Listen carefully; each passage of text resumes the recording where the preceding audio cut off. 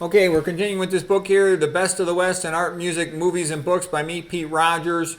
And we're on page 377, and we're talking about paintings from the 1800s. And in my experience, most people really haven't been exposed to the Renaissance of the 1800s. It is the best painting that has ever been done in the history of the world was done in the 1800s. Yes, we know about the great Renaissance painting, and they were all-time masterpieces of Michelangelo and Raphael and Caravaggio. However, in terms of, and those are our greatest masterpieces, never surpassed, but I'm also going to tell you, wait till you see how great all these paintings are. You'll be amazed how magnificent they are. And this is hidden from you.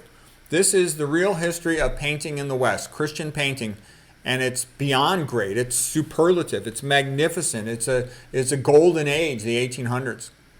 Okay, this painting here is Prisoners from the Civil War Front in the USA by Winslow Homer, done in 1866. And, you know, I've told you about the best book to read about the Civil War. There's two great books to read. You should read Gone with the Wind by Margaret Mitchell. It's a masterpiece, one of the all-time greatest novels.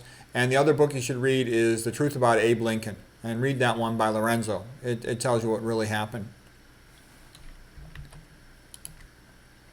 Okay, let's go to the next painting.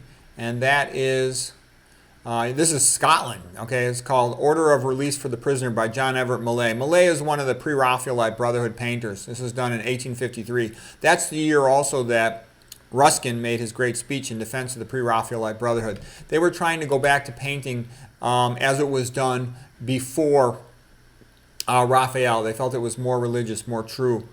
Anyways, this shows the Scottish soldier being released by the Redcoats, the British, the English soldier. Okay, and he's got his wife and his child there. It's a very beautiful painting.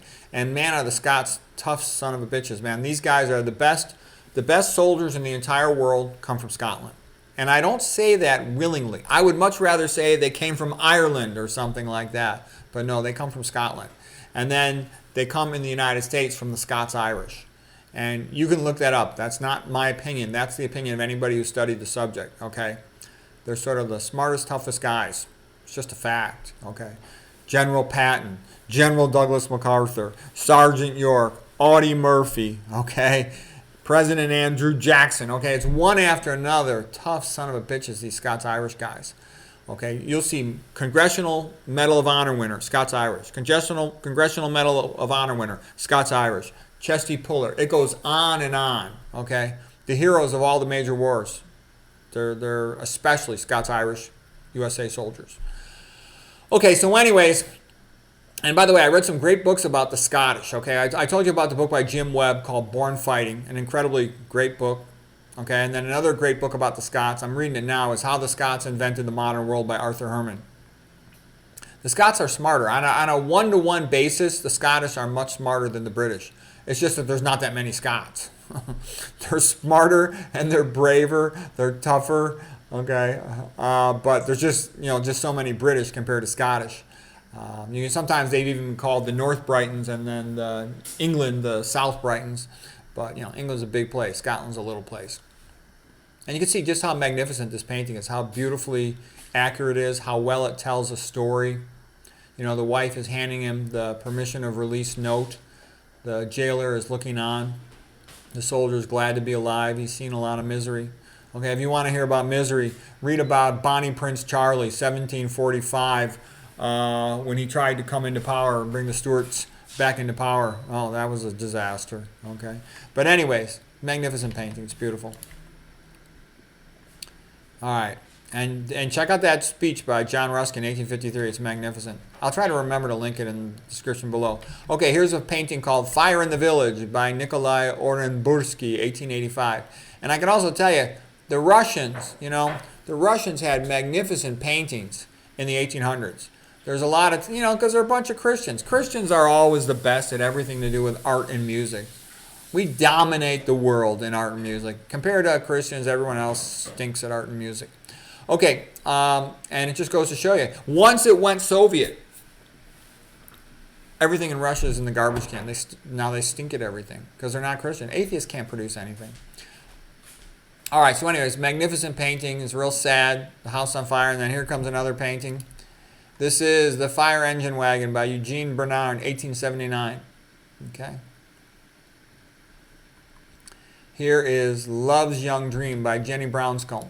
Okay, and this one's painted by a lady, Jenny Brownscombe. And she's got like a lot of good paintings. She does a good job of telling a story. You can see the man coming up on horseback. She's hoping it's the man she's in love with. She's got her flower waiting. And there's Mama and Papa. It looks like Grandma and Grandpa, but it might be Mama and Papa. People sometimes age a lot faster in those days. We'll see.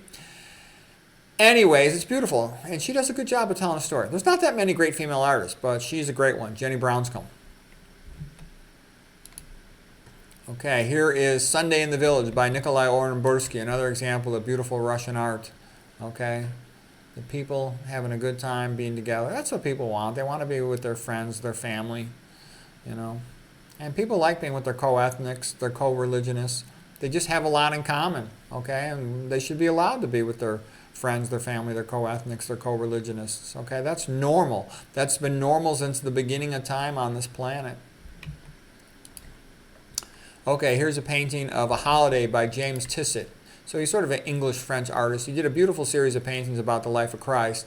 And, you know, these are beautiful too. He just has a sense of life. It's like Ayn Rand said about Victor Hugo, that she philosophically disagrees with Victor Hugo on many of his philosophical statements from start to finish. She says, but she loves his sense of life.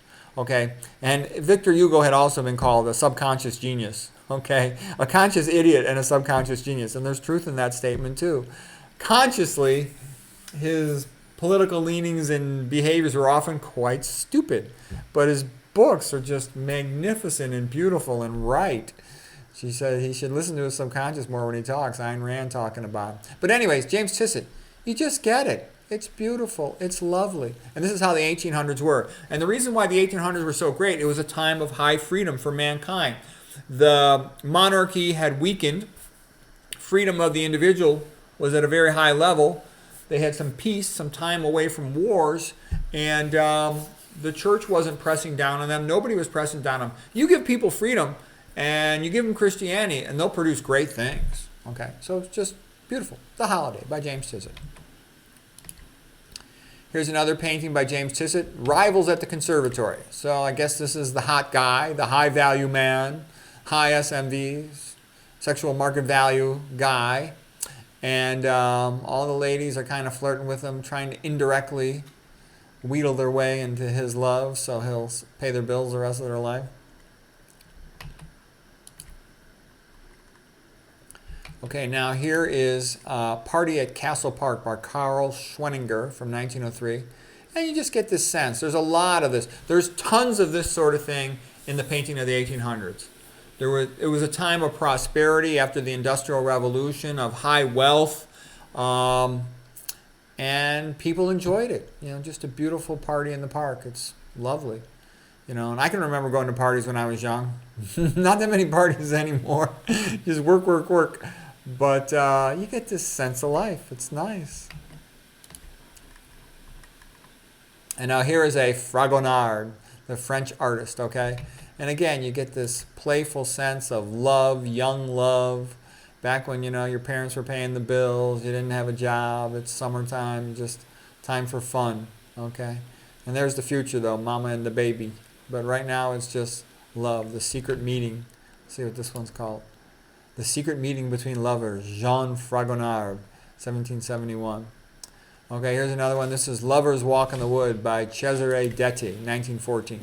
Okay, now Cesare Detti is sort of like that Italian style of painting, like Arturo Ricci. Okay, Arturo Ricci's got a lot more paintings than Cesare Detti, but they're both great. They're just beautiful.